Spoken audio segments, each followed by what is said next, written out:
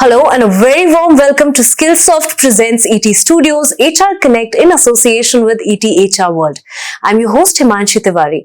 Now today in this panel we're going to discuss about AI-driven reskilling that's going to shape the tomorrow's workforce. For this we are joined in by Kavita Karup, who is the Global Head HR at UST.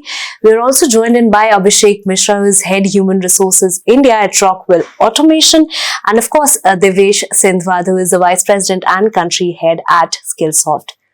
Thank you so much for joining us today. It's a pleasure being here. All right, we are talking about AI. AI is everywhere. Everyone is talking about AI. But when it comes to HR roles, how is AI actually changing the HR roles? We've been speaking to even CHROs also. How are your roles evolving with respect to AI? And with this question, I want to come to both of you, in fact. How the HR role is evolving with respect to AI? We'll start with you, Kavita. Sure, Himangi. It's a pleasure being here, and it's a very interesting start to the conversation. I think the way the roles are really evolving today is so connected to what's happening in the larger ecosystem.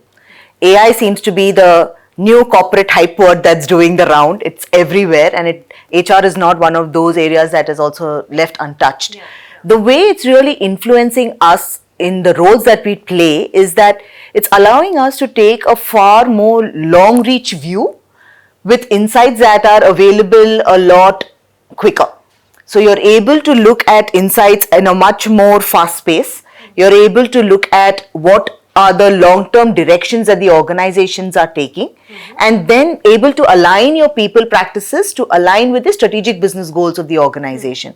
What earlier would have taken a lot of time and effort and just hours or Excel files is now just it's available to you at the click of a button. Yeah. But that said, there is a lot of human intervention that is required to interpret these insights that AI gives us.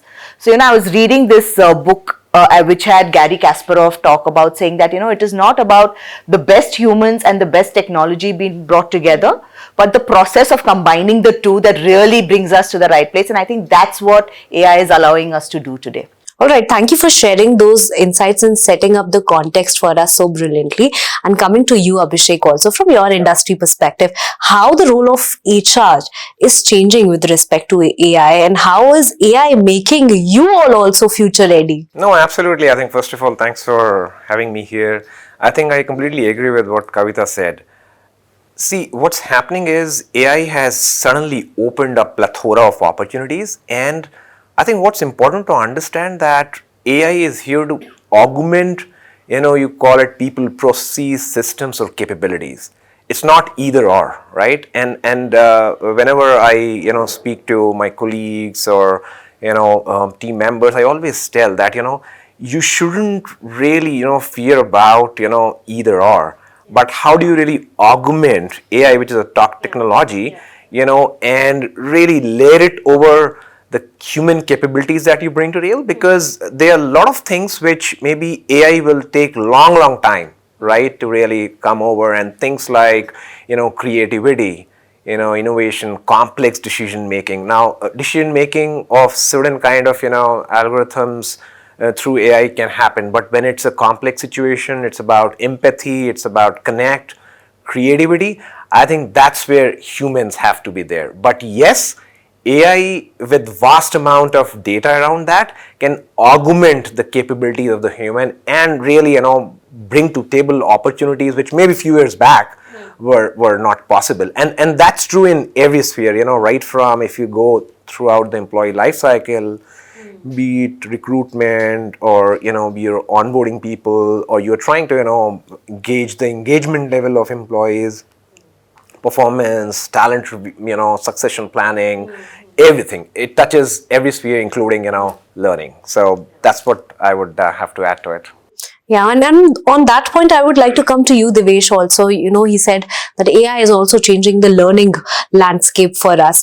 How do you see it evolving in the coming few years, and how, you have been a part of this industry for quite some time, so how have you seen, how has AI actually evolved the HR roles with respect to learning and development, reskilling and upskilling? Sure, the interesting question. And first of all, of course, pleasure to be here. So I'll compare this with the coffee machines. What did coffee machines do to the productivity at work? It transformed, right? Without look at it before coffee machines and then afterwards. Minus the caffeine rush, okay, AI is actually helping us drive productivity on steroids in a way. Okay, because what it's going to do is take away those routine, mundane, level 1, 2, 3 tasks, push it out to AI, and move a human capital up the value chain to drive better, more value based outcomes for the organization and all of that. And that's where I think HR and learning is at the center. Okay, because they are the ones who are responsible for driving this balance and making some very important decisions. And like we know, we are just getting started with AI. There's so much more runway ahead of us. Okay, who knows how it's going to be in a few years from now. And overall, if I look at it, it's more around driving that productivity, driving that level of engagement, and creating that differentiator. Compared to anything else. So, for example, today, whether it is capital or technology and everything, these are all commodities. All organizations have access to it. The difference or the secret sauce is the people and the kind of capabilities that they bring to the table that is going to help an organization become successful and capitalize on the opportunities that are ahead of us. And that's where this thing comes in at the center. And reskilling, upskilling is like we've discussed in multiple forums and what is being talked about, it's a centerpiece even in board meetings today. Every board meeting, capabilities, skilling is a centerpiece of discussion, and that itself is the proof that this is something which is important, it is relevant, and it's going to be staying here. All right, thank you for sharing those insights, and I would like to come back to you, Abhishek. When it comes to initiating these reskilling programs or learning programs for our employees, it's very important that they are personalized to their requirements, right? So how is AI kind of helping, or how AI helps in creating that personalized learning path for employees, so that also there's a sync in between their career goals and also the organizational goals, because at the end of the day we have a business objective as well. No, absolutely. I think very relevant question, and I will like to take example of certain existing human capital management systems which really create a very personalized learning and career optionalities for the employees. And how it happens is, it really banks upon the huge amount of data which is about individuals' current role, aspired future career path, what skills they want to grow, and basis all this, which is processed through a backend algorithm of the system, they throw out, okay, if you are in this role and this is your future aspired path, you can actually take on these as your next roles, right? Yeah. And AI throws up this, right? Because it compares this individual with very similar other individuals in the organization who have a very similar trajectory, and throws up the career paths that they have taken or will probably take. So that's one. Second, it also throws up basis what is the skills that the individual wants to grow, what kind of learning modules that the individual can take. It will actually customize for that individual. And more than that, it also, I have seen, combines this with throwing options or recommendations to the individual that you said you want to develop these as your future leadership capabilities, and you are looking for a mentor, and it matches up with mentors who have those skill capabilities, and throws up likely mentors that the individual takes. So I mean, these are the use cases which really AI is helping augment in terms of transcending the career journeys of employees. I mean, this is the real thing which we are actually doing right now in our organization. All right, awesome, and thank you for sharing those insights. And on the same question, coming to you, Kavita, when it comes to career goals, when it comes to organizational goals, we cannot overlook either, right? Because at the end of the day, it is about business objectives, but it is also about retaining employees. We cannot only force organizational goals and overlook the career goals, right? So how to create that sort of balance between both of these things, and how is AI helping us to do that, to create more personalized journeys? So the way we do it at UST is that everybody goes in and does a skill assessment. So you get to know what are your skills and where you are. And the system will tell you, okay, basis where you are today, this is your career path. And if you choose to take a path that's not that, so for example, if you're a software developer, it will say, okay, your next 3-4 roles are this, and in 10 years time, this is what your career is going to look like. But if you say, no, I don't want to be a software developer, I want to be a cloud architect. The system then throws up multiple routes for you, saying that this is what the roads that you can take to reach your goal. That's important, because for us, we believe that if you fulfill the what's in it for me for the employee, the employee will do the what's in it for me for the organization and the client that we service. So it's important to keep that at the foremost, because if you're not fulfilling that personal ambition for the employee, then the employee is going to find another place that fulfills that ambition. So we have the saying in UST saying that if you want a job, then there are many players in the market, but if you want a career, then UST is where you need to be. Okay, wow. All right. On that note, coming to you, Devesh, also, how is AI actually influencing our learning paths, and how can companies utilize AI in better way to create that learning paths for employees? Yep. So I think Abhishek did touch upon it in terms of career paths. Sorry, not career paths. Basically, learning paths based on the roles and all of that. I think that's something which is already happening now. But if I look at it from a future point of view, and if I were to look at Skillsoft's example and what we are doing, there's a lot of innovation happening around what Kavita mentioned, skills benchmarking. Okay, so where are the employees today? What are the future roles which are there? In-demand skill sets which are there?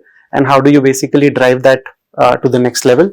Then it's also about bringing modalities. Now that's a piece which is very important and not so much spoken about. So for example, today a lot of learning that happens through a single lens. But then every employee is unique. The way they learn is unique. Learning use cases are unique. For example, if I'm having a conversation with somebody today in next 5 minutes, okay, and I need to prep, I just have 5 minutes. I can't go through a course. Okay, so I need some things like a job aid or a quick, checklist or a 2-minute video that can help me prep or something like that. So that's where, different use cases will be there. But then coming back to the modality point that I was making, okay, today AI makes things possible which were not possible earlier. So for example, simulation based learning. Okay, it's a modality that we have added within Skillsoft called KC that allows you to basically role play, okay, in a safe and secure environment, and basically learn by going through that role play. So it could be having a difficult conversation, like I said earlier. It could be about navigating a change management initiative. It could be about delegation. It could be managing a irate customer. How do you respond to it? And you have different settings and all of that. Okay, the difficulty level and everything. You go through it for about 10 minutes. It gives you feedback saying that, okay, here is where you can tweak your responses. These are the aspects that you have not thought about, or something like that, and the learner can go back and role play again. Okay, now this wasn't possible without AI. Okay, and it's a new modality where people are learning by doing things. Another element is around, for example, a lot of digital learning used to happen in a space where there was very limited interactivity in terms of solving doubts or questions and all of that. Today, what we have done is that we have created AI assistants, okay, on every course. So what happens is the course content as it is created is fed into the AI engine. Okay, as I go through the course, and if I have questions, by a click of a button I can ask AI, what are my questions? It knows the subject matter. It will start responding and reacting to what queries are coming up and all of that. And that's real time, anytime, anywhere, any device. Which, imagine earlier, if I'm doing something today, okay, and I'm working remotely, I'll have to either call up my friend or a colleague or somebody to clarify a doubt. But today it's available then and there, instant gratification, which is what exactly people need, and it allows you to basically keep the learner engaged in the process of learning and everything else. Organization's perspective, Kavita, you answered that part to a certain extent in terms of the analytics that it can provide. That's a game changer. And I think if I look at the future, there's also going to be a lot of AI influence in terms of how do you bring disparate systems together to make meaning out of it and create the right experience for the learners. So that's some of those areas which are there that are happening. All right, thank you for sharing those insights. Like you talked about Casey, it's a brilliant way to sort of help employees to learn in a safe and secure environment. But on that note, coming to you both, when it comes to identifying skill gaps, because at the end of the day, we need to identify those skill gaps and then create the personalized journeys for our employees, right?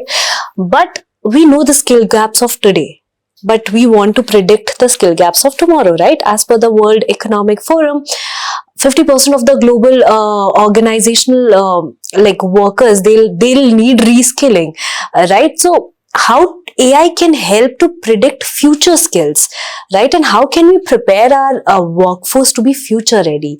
Let's start with you, Kavita. Sure. So what we do at UST is that we believe every person needs to have 3 skills. One are the present skills that you need to do your job at the best that you can do. So be at the, let's say, expert level for your current job, and there AI helps you in becoming an expert because it very quickly brings together the best practices from all the employees within the organization, what's happening globally, and gives it to you in a very quick bite or a nutshell. The second skill is something for a skill that is maybe 6 months to a year down the line. So today it is Gen AI, where the organization says, okay, let's leverage AI to run Gen AI learning programs. So 25,000 people are now going through a Gen AI program, right? So just to get a sense of what Gen AI can do and how can you then connect it to your primary expert skill. So that's, say, at an intermediate level. And then you have the third one, which is a futuristic skill, which we are saying it may or may not be useful in the future, but it is something in the horizon, which today is quantum computing. Yeah, correct. Right? So when we're talking about that, so we're telling people this is where you can go and access and leverage AI to help you get some kind of an insight, so that if you're in conversation with a client or with friends or with your manager, you at least have an idea of what it is. So that is basic. And this keeps evolving every 6 months to a year. So what was expert today can be redundant tomorrow. So your intermediate then becomes your expert, your basic becomes your intermediate, and a new basic comes in and steps in and takes place. And we can do all of this today because you have AI telling you that when you do the skill assessment, the skills that you have, are they on an incline or are they on a decline? So if they're on a decline, then you're in a good space, you'll be relevant for the time being. If they're on a decline, you may be a rock star, but you really need to look at how you're going to continue to stay relevant because those skills are on a continuous decline. So AI is available as a tool for us to leverage. The people who leverage AI and make use of all the opportunities that organizations provide them will continue to stay relevant. The others will need to find another way out. All right, thank you. And that brings me to another point, which I will ask you, Abhishek. When it comes to automation, when it comes to using these AI skills for different purposes, but we cannot overlook the human oversight, right? So how do we sort of balance the AI automation with human oversight? Because at the end of the day, I mean, let's face it, we don't want to be managed by bots, right? Yeah, no, I think that's a very relevant question, and I always, when this point comes, I try to draw an example of, right, if you're navigating in an airplane with the best of technologies, you wouldn't want to have the best of AI-enabled technology driving or navigating that plane, right? You would still want a human oversight, right? And the reason is that there are certain things, and which I was referring earlier also, capabilities which AI will take many years to develop if it does, right? But in the current horizon, it's not, and that's where I think human oversight comes.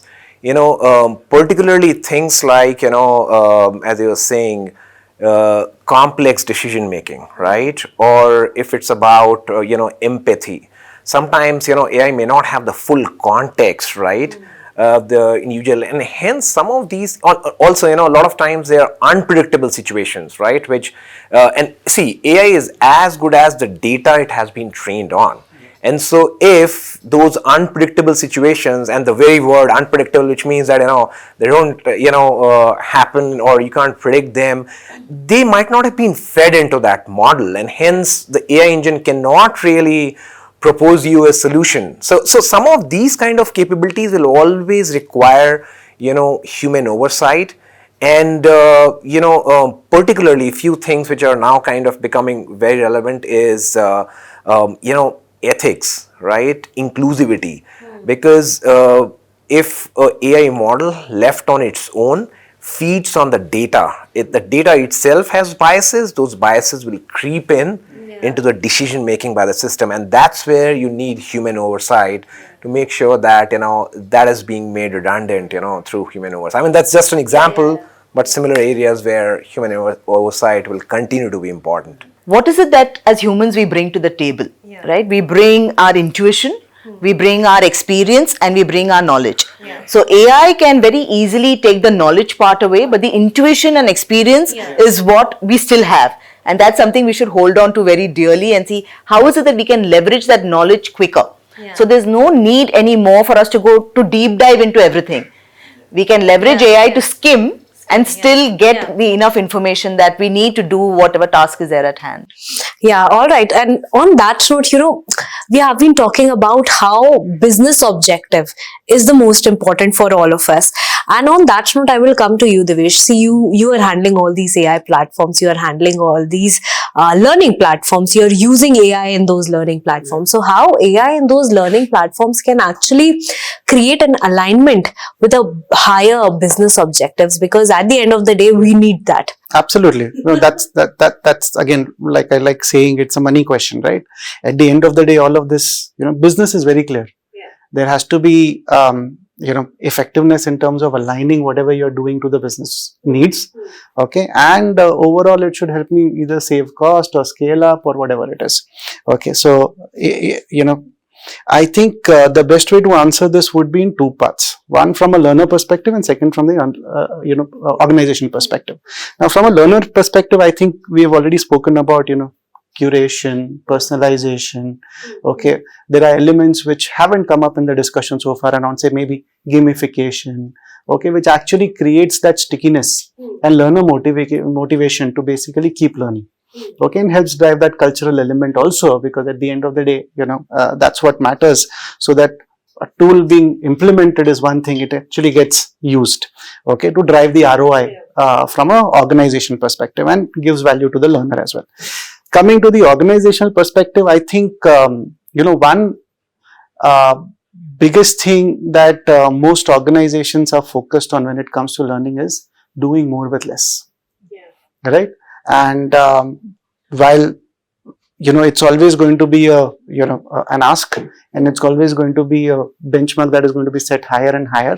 Okay, AI today allows you to do that, whether it is scaling up your learning ecosystem in a cost-effective manner, making sure that it aligns to initiatives like Kavita you mentioned around the AI awareness and AI capability building. Right? It was something, as AI was disrupting a lot of things, the first thing that every organization had to do is in terms of strategy shift, that okay, everything else later, first I need to build AI capabilities in my organization.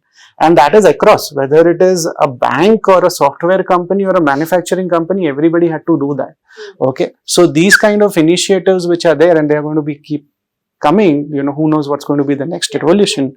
Okay, you will need these kind of tools and all of that to actually drive that return on investment. Okay, and all of that. So because there is no other way, especially coming out of pandemic, we saw remote work. There is still, we were talking about the Bangalore traffic, and which days of the week, you have more traffic. Other days there are people who are working remote. Okay, how do you engage with them? How do you make sure that you're aligned to them and all of that? So that's where AI will come in and play a big role in terms of making sure that you're doing what's important for the business, preparing the workforce for the future, and doing it effectively, cost efficiently, to drive the right outcomes. But that's the money part of it. If I would, when it comes to implementing these learning initiatives, and we're talking about AI, how to keep employees motivated? right? Because at the end of the day, they need to be proactive so that we can ensure continuous learning culture in our organizations. But how to keep them motivated at the end of the day? So, to you, Kavita.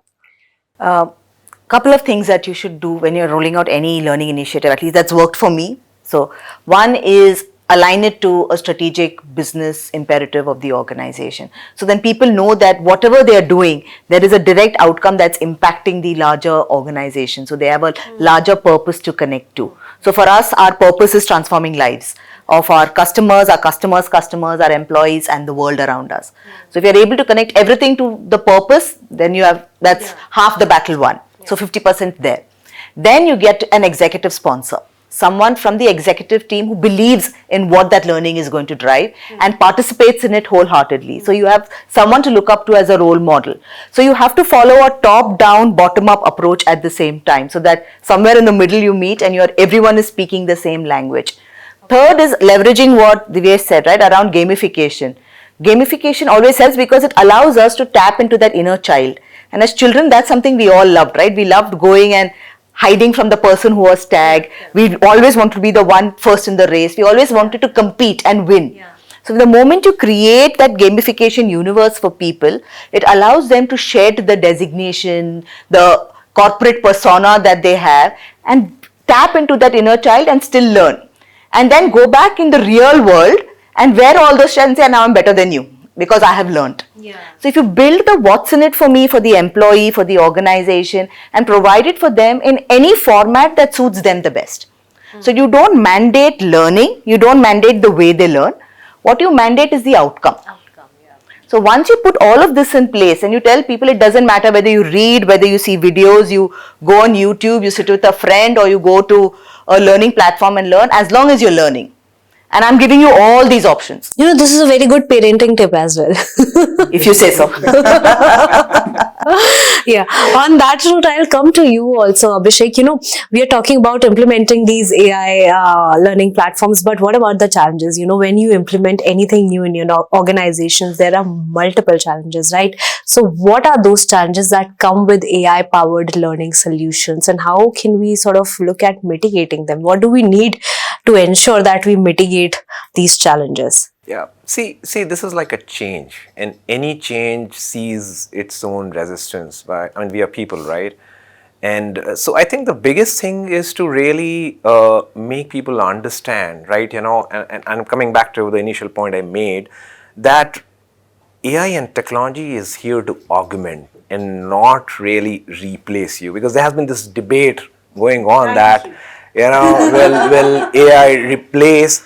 I would say, you know, so far you are open to, you know, reskilling, upskilling yourself, and be purpose driven to the point what you made, Kavita. You know, are you doing something which is in connect with your meaning and the larger purpose of the organization? I mean, there's a match over there. I think, you know, then it helps, and to that extent, you know, use technology as an enabler rather than kind of, you know, using, you know, getting, you know, really thinking about that, you know, this will replace you. I think that's the fundamental, you know, important thing. And I think, you know, we need to then, of course, handhold employees, and there are organizations which are now having digital literacy as a foundational element in their capabilities. I mean, apart from whatever, irrespective of what role you are in, which level you are, digital literacy is a foundational thing. And I think that is where it not only about teaching the functional aspects of technology, but also how to embrace technology and use it as an enabler, right? And that's what I think will do the mind shift change. It's all about that mind shift change, I would say. But you know, how do AI analytics kind of help you to understand the learning journeys better, to help you to sort of provide insights into learning behaviors and patterns of your employees? No, it is hugely, because again, you know, it's about data.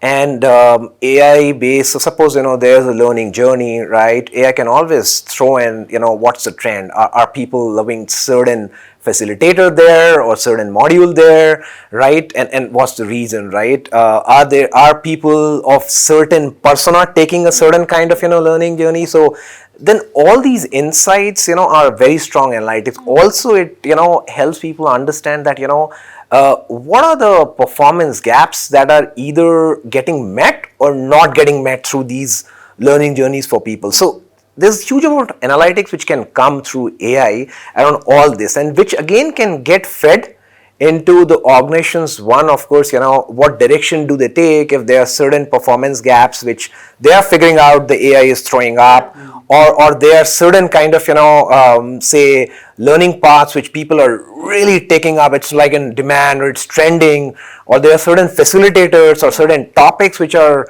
really in huge demand. So this then helps organization curate their learning journeys and the larger learning strategy, and shape the future training programs as well. Yeah, so I'll just add there. I'll just add there. Saying from a Skillsoft perspective, for example, what kind of analytics have come up? Okay, using AI and all of that. Of course, there's a trillions of data points that we have based on the millions of users and millions of assets that we have. So it's not easy to, of course, mine that data and get insights easily, and that's where AI helps it. So it could be as simple as what Abhishek mentioned, in terms of what are those trending topics, okay, to something like, okay, where is the dropout happening in a certain course, okay, or what kind of consumption patterns are you seeing with certain people. So for example, from a learner engagement point of view, the AI engine within Skillsoft, okay, nudges the learner at the right moment. So for example, it knows that, okay, Fridays is when I typically go to the platform to learn something. Okay, come Thursday evening or Friday morning, it will nudge me, okay, Friday is coming, here is a topic that matches with what you did last week, and maybe you might be interested in doing this. Okay, or if I miss it on Friday or Saturday or a Monday and not can go out, saying that, okay, you missed this thing, here is something that you can quickly look at, a video or some course or something like that you can, or a book summary or a podcast that might be of interest to you. So nudging at the right moment also is something that AI is doing beautifully. Okay, then it comes to also in terms of access points. Okay, how many people, when do they like to use mobile versus when do they want to consume content on the platform using a laptop or a desktop or something like that. So that's there. Plus different modalities. How many people prefer podcasts or books compared to a video based course? How many prefer a KC, for example? Okay, those kind of things which are there. And this is something that is much easier today, and it's more insightful when it comes to the end product of these analytics with AI compared to how it was maybe a few years back. And I think AI is playing a very big role, and we are just getting started. Just to add on to that, Himanshi, right? You have AI in the learning system that gives you a lot of insight, but what AI is also doing is looking at the other functions of HR. Right? So you get your performance data, you get your employee engagement data, you get all of the sentiment analysis, all of that together, and that allows the employee to have a better learning experience. So you're giving a more holistic view to the employee about their own data, and then saying, this is the data we have about you, and we've realized that every time around career milestones, you seem to learn a lot, right? Or someone else, you might say every time during birthdays. So, so are some of the things that come up, and that allows you to then further mass personalize. So you're saying this is required for you to do it from an organizational standpoint, but the best time for you to learn is now. So best time for Abhishek to learn is 3 months down the line, and for somebody else in your team to learn is maybe a year down the line. But for you, this is the right time. And if you do this now, then the career goal that you've set for yourself to move into, say, a delivery manager role will be that much more easier. And the moment I have a goal saying that, okay, if you want this in 6 months' time, do this today with very clear milestones, the probability of me doing that is far higher. It's like the gym membership thing, right?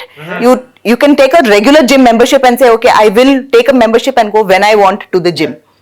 But the one that will work is where you tie up with a personal trainer, you're paying the money, and that personal trainer will say, in the next 3 months, you lose 5 kilos.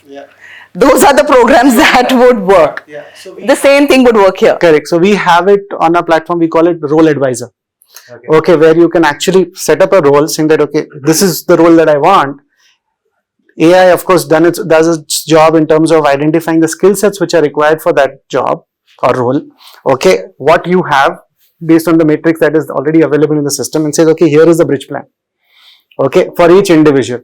So the role advisor does that automatically as part of the platform and all of that, which again leverages AI at the end. And that helps the HR function to move. So we started off with the personnel management, right? When the factory set up, that became personal management and IR, which then became HR. And now we are moving towards people practices. So you're now redefining the way the HR function is looked at and saying that you need to focus on having conversations with people.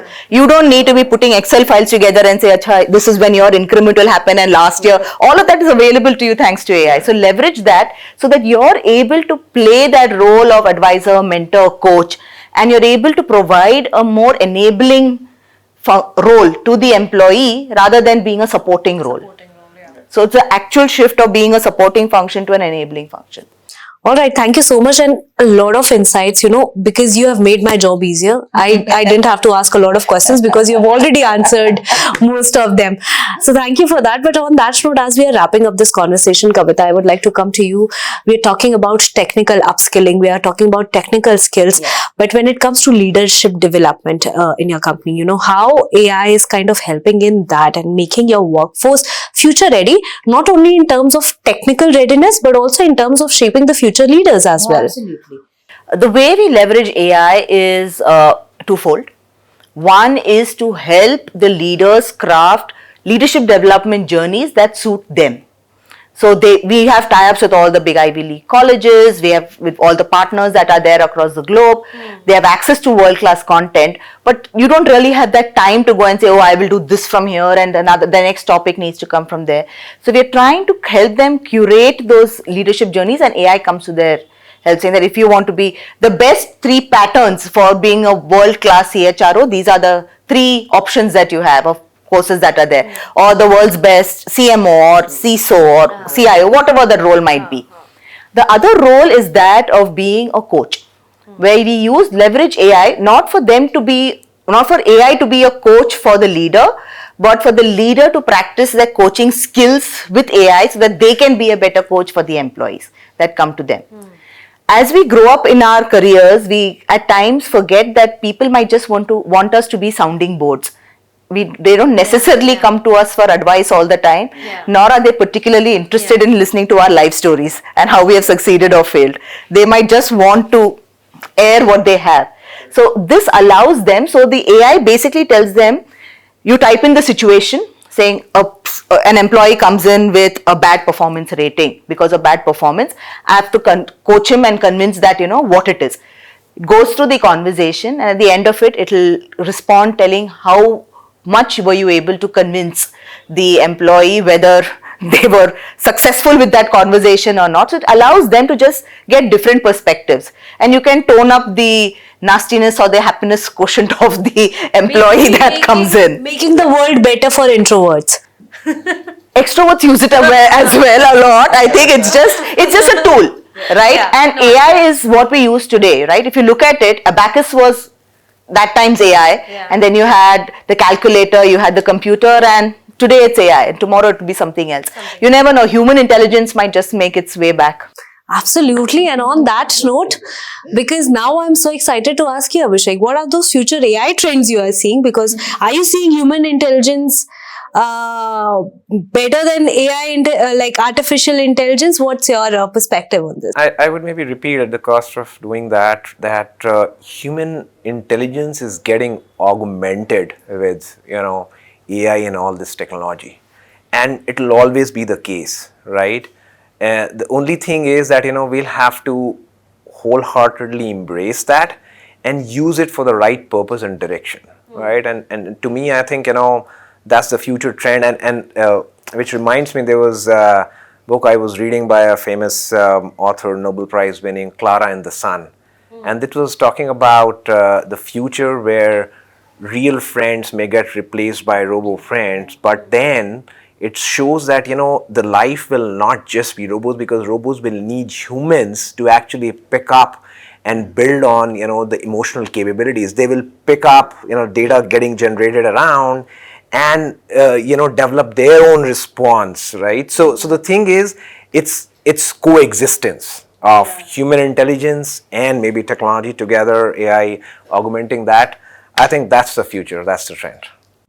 Yeah, absolutely. On that note, Devesh, to you as well. You have been dealing with a lot of organizations, a lot of industries. Perhaps, what are those future AI trends in learning you are seeing in this space? Yeah. So, to be honest, I think a lot of those trends have been discussed here. So I'll take a different spin on it, if you're okay with it. Is that with the buzz that is there around AI, okay, we need to keep in mind that at the end of the day, everything that claims to be AI based tool and all of that is not relevant for the business. So I think it's important also to take a step back and look at, okay, what's the overall game plan that you have in terms of driving that, skilling agenda, building capability for the organization, okay, and which are those tools and resources that you need to bring in to create a method to get to where you want to be. And that's where, we are, I'm personally passionate about, and Skillsoft is going directionally in terms of, trying to, minimize that level of friction. Given today the market is so scattered with a lot of point solutions in AI, whether it is a chatbot for engagement, or whether there is a chatbot for mentoring, or whether there is AI for curation, or AI for something else. Okay, how do you basically make sure that there is a single seamless platform or a solution that brings in all those elements, okay, is scalable and it's uniform in its approach to drive the right outcomes in a frictionless environment. And that's where Skillsoft is trying to move away from what traditionally we have been, a content provider, to a workforce transformation company which partners with organizations and makes it easier for you to drive those outcomes for the people and for the business. All right. Thank you so much for sharing those wonderful insights, and even you both for sharing those insightful views with us on shaping the workplace of tomorrow and the AI-driven upskilling. Thank you so much for sharing those views. And to our audiences, stay tuned for more such videos only at Skillsoft presents ETStudios, HR Connect in association with ETHR World.